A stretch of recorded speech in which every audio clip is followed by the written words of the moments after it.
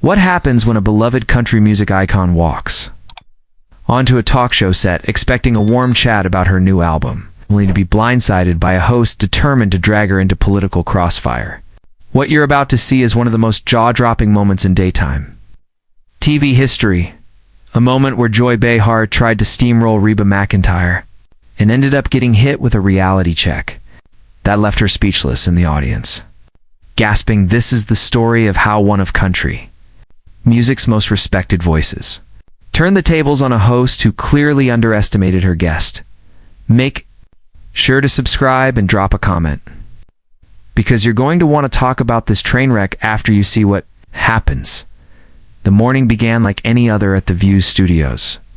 Reba McEntire arrived, early, red hair, perfectly styled, an elegant navy blazer giving her an air of cool authority. She'd been invited on to talk about her upcoming tours and new music, something she'd done countless times over her decades-long career.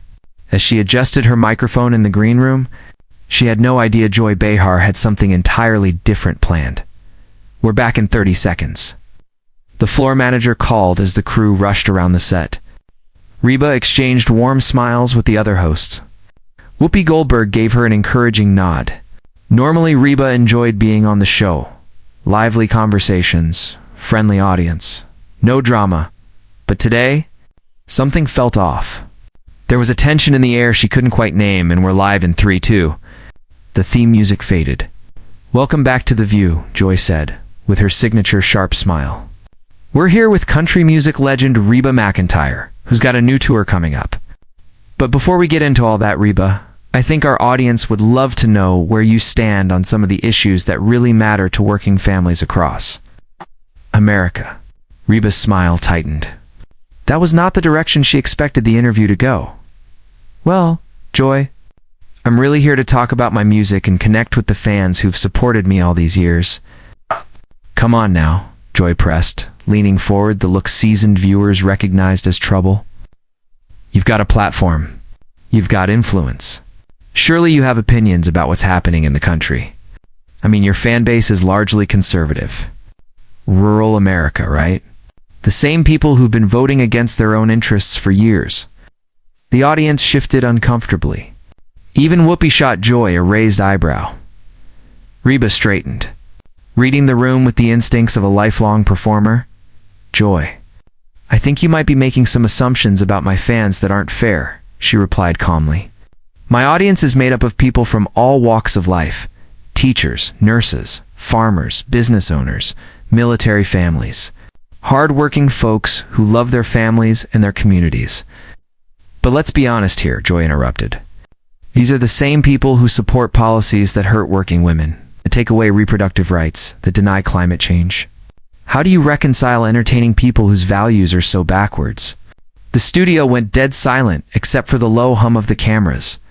Reba's jaw tightened, though her voice stayed steady. "Joy, I think you're confusing political stereotypes with real human beings. The people who come to my concerts aren't defined by how you think they vote. Their mothers worried about their children's futures. Fathers working 2 jobs to provide. Young people trying to build a life in a complicated world." "That's a nice deflection," Joy shot back, clearly irritated. "But we both know country music has a problem with diversity and inclusion. Your genre has historically excluded voices of color, and even now, the industry struggles with representation. Don't you think you have a responsibility to use your platform to call out these systemic issues?" Reba's eyes flashed, finally revealing the steel beneath the southern charm. "Joy," she said, voice low but firm, "I think you need to do your homework before you start making accusations. Country music has always been shaped by blues, gospel, folk traditions from every community. Artists like Charlie Pride, Darius Rucker, Mickey Guyton, and Kane Brown aren't tokens. They're incredible talents who earn their place. But historically," Joy pressed, plowing ahead, oblivious to the warning signs, "historically, the country music establishment has been exclusionary. And frankly, your silence on social justice issues speaks volumes. When Black Lives Matter was at its peak, where was Reba McEntire's voice?" The temperature in the studio seemed to drop 10 degrees. Reba leaned forward. Her voice stayed calm, but the edge in it made everyone take notice. "My silence?" Joy, you clearly haven't been paying attention to my career or my actions. I've spent 40 years supporting charitable programs, helping underprivileged youth, and using my platform to lift people up, no matter their background. But I don't need to post every good deed on social media just to score political points. Joy's face tightened. She could feel her usual tactics slipping. Well, it's convenient, Joy snapped, that you can hide behind charity work instead of taking real political stands. Your fans deserve to know where you stand on the issues that shape their lives and what makes you think they don't. Reba's voice had grown stronger, her Oklahoma roots sharpening every syllable. You sit here telling me what my fans think, what they believe, what they deserve. But when's the last time you actually talked to any of them? When's the last time you visited a small town, sat with families who are struggling, and actually listened instead of lecturing? The other hosts exchanged uneasy glances. This was not going the way Joy planned. Whoopi cleared her throat, ready to intervene. But Joy barreled on.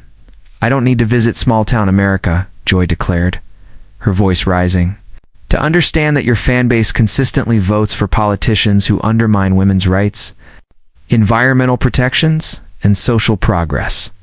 And your refusal to condemn those choices makes you complicit. That was the moment everything changed. Reba's whole demeanor shifted, sweet country singer gone, replaced by a woman forged by decades in an industry that didn't hand anything out easy. She set down her coffee cup with deliberate precision. The tiny clink on the table sliced through the tension like a blade. When she lifted her eyes again, the entire studio held its breath.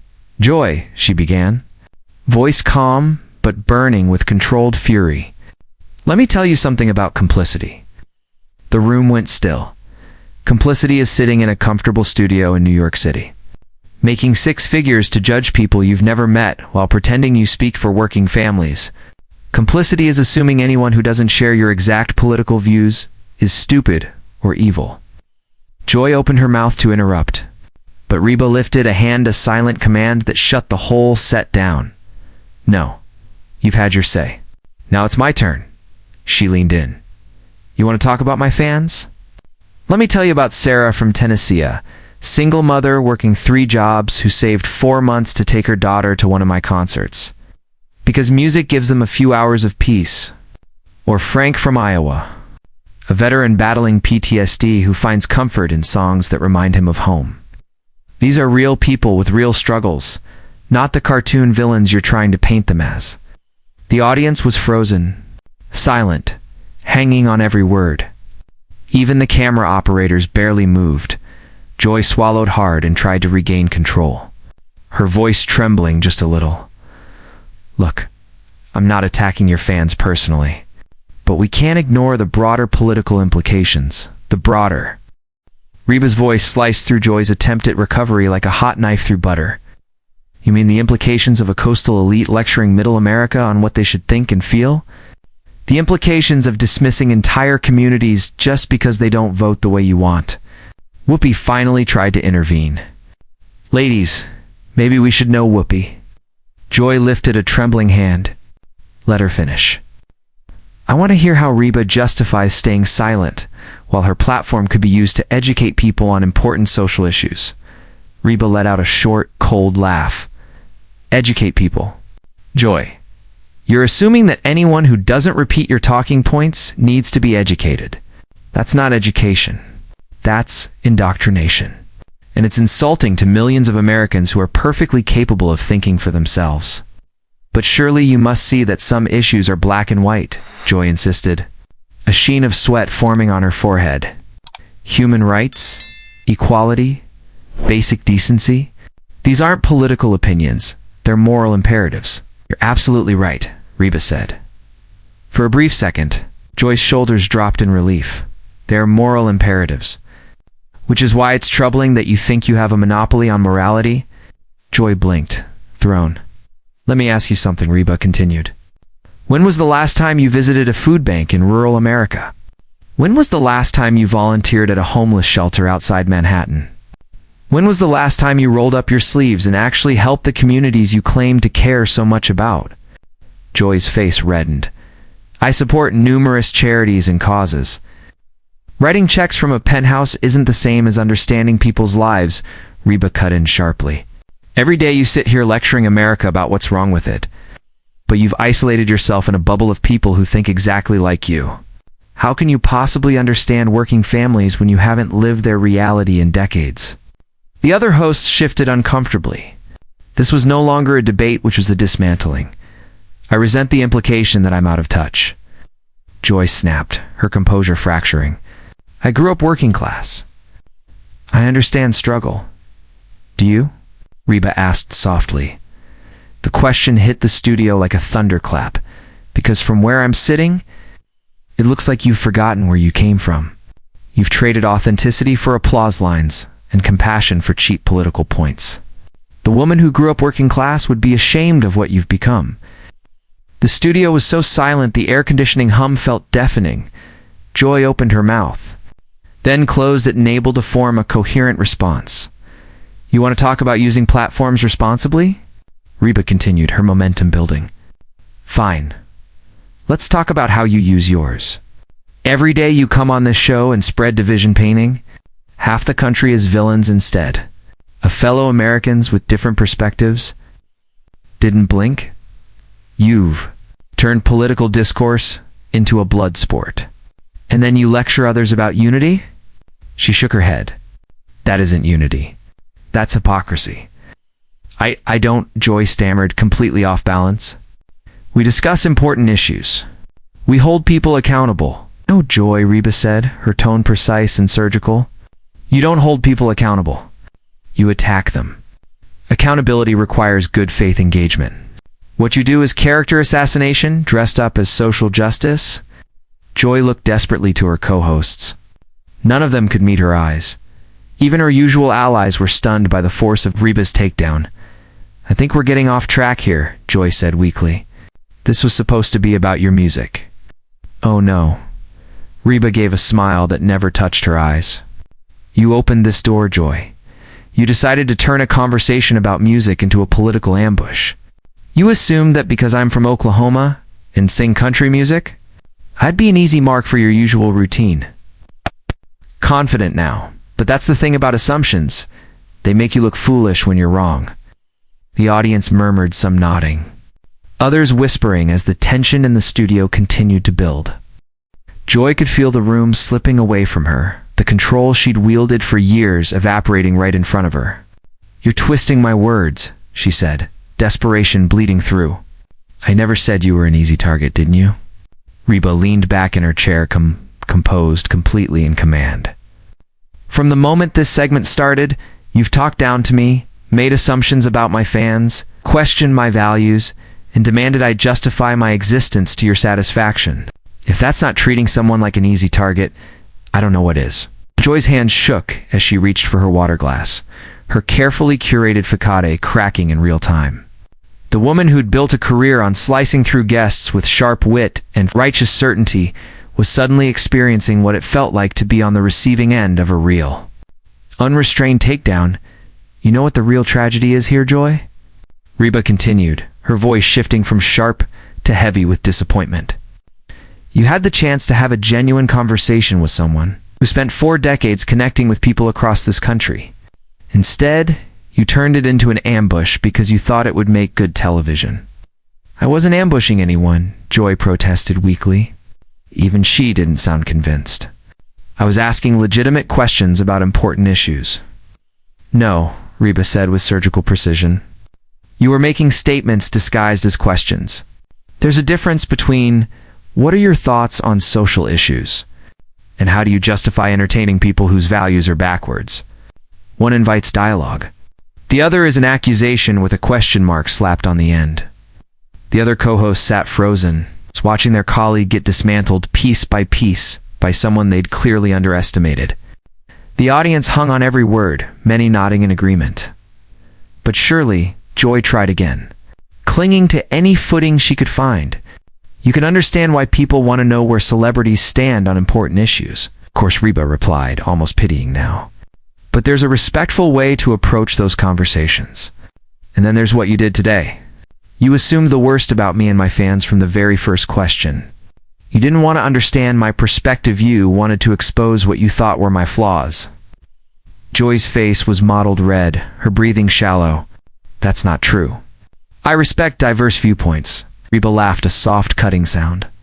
Joy, in the last 15 minutes you've called my fans backwards, implied I'm complicit in harmful systems, suggested my industry is racist, and questioned my moral character. If that's your idea of respect, I'd hate to see what disrespect looks like. Murmurs rippled across the studio audience. Joy felt the room tilt fully against her. You're putting words in my mouth, she said, voice cracking. I never called your fans backwards, didn't you? Reba picked up her phone and glanced at it casually. Your exact words were that they vote against their own interests and support backwards values. Would you like the producers to roll the footage? Joy's eyes widened in panic. She'd been attacking so aggressively she hadn't realized how her own words sounded when it's turned back around. I was speaking generally about voting patterns, she stammered, not making personal attacks. Joy, stop. Reba's voice was firm but not cruel. Just stop. You're embarrassing yourself. Own what you said instead of pretending you didn't say it. At least have the courage of your convictions. Silence hit the table like a weight. Joy sat frozen, mouth slightly open, out of arguments and out of air. For maybe the first time in her television career, she was utterly, helplessly speechless. You know what I think happened here today? Reba continued, her voice filling the vacuum. I think you've been in your bubble so long you've forgotten there are intelligent, thoughtful people who see the world differently from you. You're surrounded by people who applaud every talking point you make, and it's made you lazy. Joy tried to speak, but only managed a thin, trembling, I don't think that's fair. Fair. Reba's eyebrows rose. Joy, you've spent this entire interview being unfair. Condescending, presumptuous, rude. I came here as your guest, and you treated me like a defendant in a moral courtroom where you appointed yourself judge and jury. Finally, Whoopi found her voice, strained, unsure. No, Reba said firmly, lifting a hand to stop Whoopi. I think the audience deserves to see how this ends. Joy started something here, and she should finish it. Joy's eyes darted around the room, searching desperately for an escape route that didn't exist. The cameras were still rolling. The audience was silent and alert. Her co-hosts, usually eager to jump in, sat frozen, either unwilling or unable to pull her out of the fire she'd lit.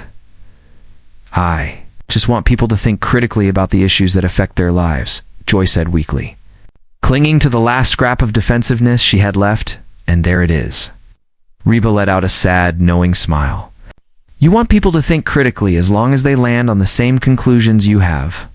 Joy, that's not critical thinking. That's indoctrination. Joy's shoulders fell. The fight drained out of her all at once, leaving her looking small, deflated like someone who had just realized she'd been arguing with no ammunition. Critical thinking, Reba continued. Voice warm but unyielding means accepting that reasonable. Intelligent people can look at the same facts and reach different conclusions. That's the part you've been unwilling to consider. Joy lowered her head. The arrogance and bluster from minutes earlier were gone. She looked like a balloon with all the air punched out. Here's what I want people to understand, Reba said, her voice shifting into the steady, heartfelt tone that millions had fallen in love with over the years. We don't have to agree on everything to treat each other with respect. We don't need the same political views to recognize each other's humanity. But what we saw here today, the belief that anyone who thinks differently must be evil or stupid, that's what's tearing this country apart. The studio audience began to applaud softly at first. Then rising into a full-throated ovation, Joy didn't move. She stared down at her hands, humiliated, defeated, and fully aware of the spectacle she had just become. I came here to talk about music, Reba said gently once the applause settled. Because music brings people together. It crosses political lines, economic boundaries, cultural divides. Maybe if we had more of that tanned, less of what we witnessed today, we'd all be better off. Joy finally looked up. Her eyes were glossy, the kind of shine that comes right before tears. She opened her mouth, then shut it again. Realizing that anything she said would only dig the hole deeper, The cameras captured every second. The woman who'd made a career out of belittling guests was now tasting the other side public. Painful, unforgettable. As the segment finally ended, viewers were left with an image they wouldn't soon forget. Joy Behar sitting in stunned, silent defeat while Reba McEntire delivered one of the most precise, devastating on-air reckonings in daytime television history. That's what happens when Joy Behar tries to intimidate a true American icon. What you just witnessed was a masterclass in standing up to a bully with grace, intelligence, and unshakable poise. Reba didn't just win that confrontation. She exposed the hollowness at the core of Joy's entire approach to political discourse. Make sure to subscribe for more moments like this and tell us in the comments.